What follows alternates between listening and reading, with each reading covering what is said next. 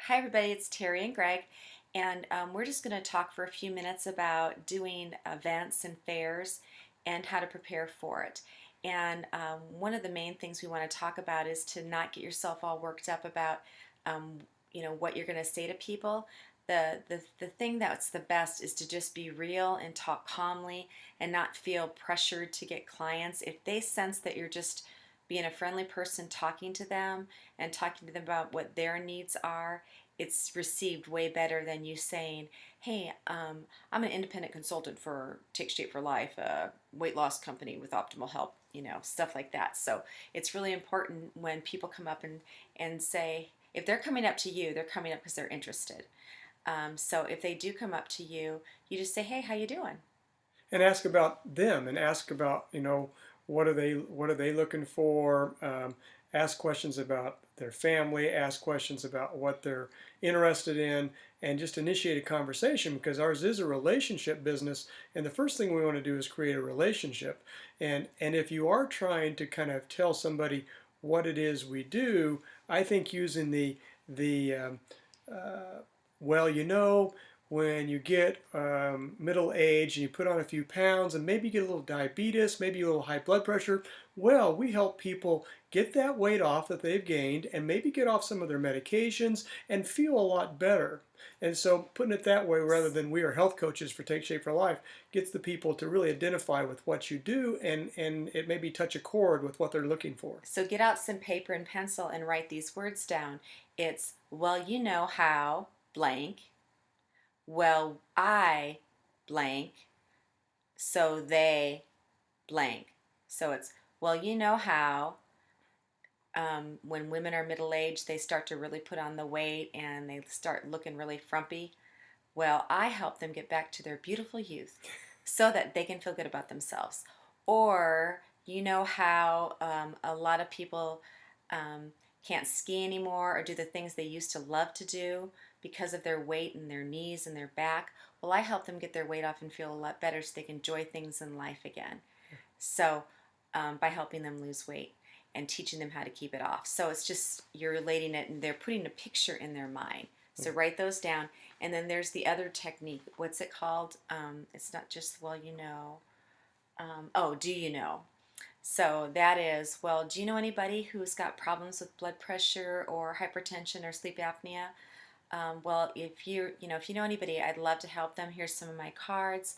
I give referral fees. I'm passionate about what I do. I love to help people feel better." And those are some of the diseases that we can impact, that we can make a difference on, because weight loss will make them markedly better and sometimes make them go away. And we want people to understand that we can really change their health and give them this opportunity. And that's what's really wonderful about what we do. In regards to the setup, it is really important to have that fake fat. It is a huge draw.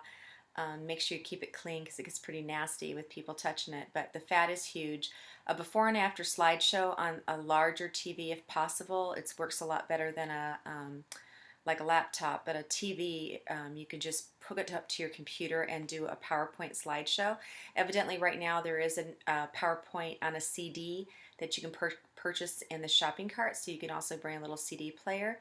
And we've even had two TVs before where they're back to back so people can see them from different angles. And then And then a banner of some sort that gets people's attention, and you want to make sure that it is okayed by compliance, because you can't claim things that compliance doesn't let us claim.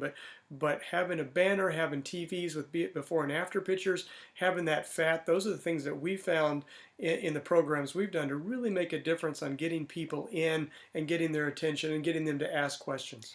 And then the company that we use for our banners right now, I'm sure there's others out there, but it's esigns.com, esigns.com, and they're really inexpensive. Like a 3x6 is only like $54. So, and that's usually the size of the width of most of the booths. And then also, there's a lot of great tools out there. Some of them cost quite a bit, the marketing tools. But remember, if you spend $100 on handing stuff out, and you get one client, you've gotten the money from those tools.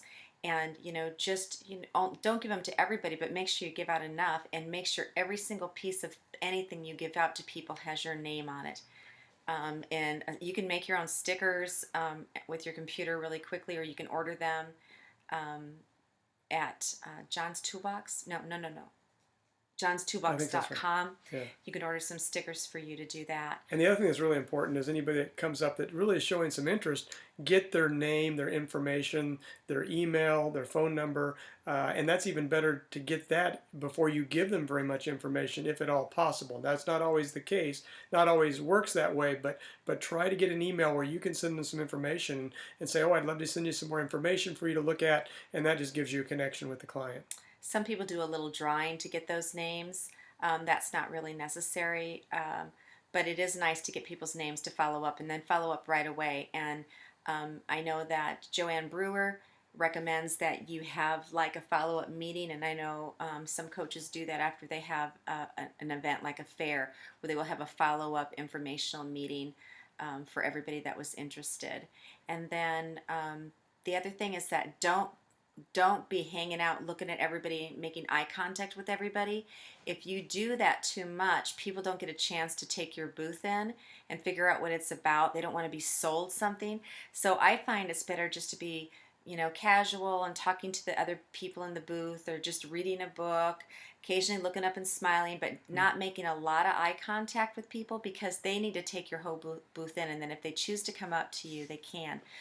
We have done things where we've given out like signs of cancer or something like that on little sheets of paper to hand out as some great informational for people to start engage a little bit in conversation. Another thing is to get one of those stand up of you that's as big as you are.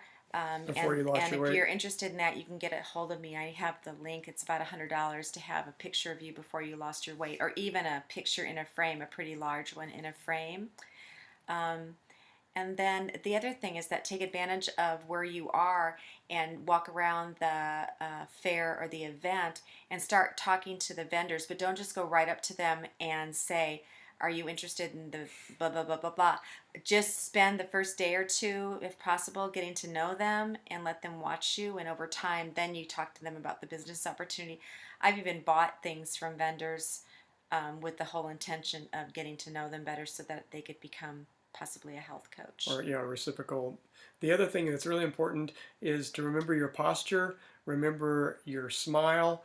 How you come across makes a huge difference in these events. And if somebody's standing there looking like bored and unhappy, or like they're frustrated, that will turn people off. So you really want to be focused on engaging people, smiling even when nobody's around, and that makes a big difference on approachability. I know. Yeah, and don't talk too much. Ask them questions. Play a game with yourself to see how long you could listen to them and ask them questions about their health. And not in a, you say, do you mind if I ask you a few questions first before I, tell you much about this program? It's a great weight loss program, but tell me a little bit. Do you have any limitations, any health issues that may be preventing you from, feeling as good as you can feel? So things like that. Anything else, honey?